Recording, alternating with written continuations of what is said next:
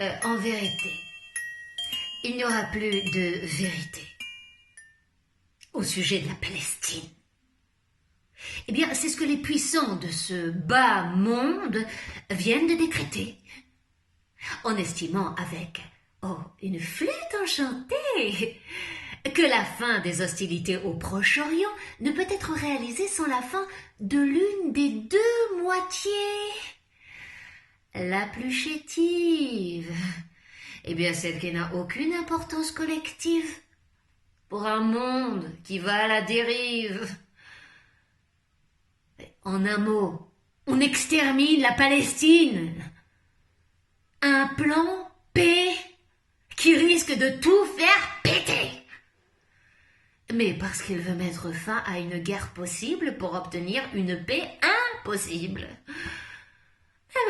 Ne faisons pas la fine bouche avec une humanité qui botte en touche et appelons les choses par leur nom. Parce qu'il s'agit bel et bien d'un plan T.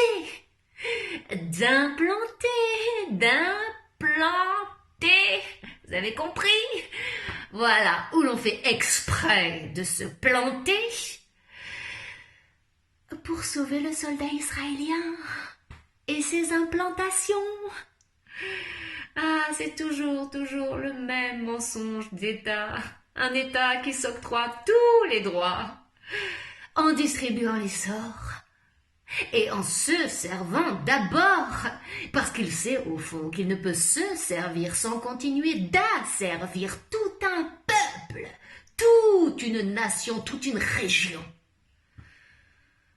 Il imite l'histoire et irrite la géographie. Et on nous remet les mêmes couverts pour nous dire et redire que cet algorithme, c'est encore l'Amérique qui l'a découvert. À savoir que toute médaille a son revers. Qu'il n'y a pas qu'un État en perspective, mais deux États sur la même rive. Alors, premier mensonge, il y aura deux États. Non liés, mais réconciliés. Mensonge inutile à l'intention de tous les débiles. Deuxième mensonge. Mensonge utile. Deux États, mais pas dans le même État. Alors où l'un sera en béton armé et l'autre désarmé pour servir de béton à une armée promue au premier rang, non pas seulement régionale, mais mondiale. Alors question, de qui se moque-t-on en lettres capitales?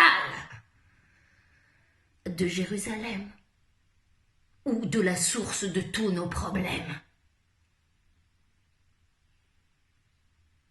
Alors, il est vrai qu'il y a bien d'autres horreurs dans le monde, en dehors de ce satané conflit israélo-palestinien. Mais, avouons quand même que celui-ci remet en question l'existence même de tout esprit.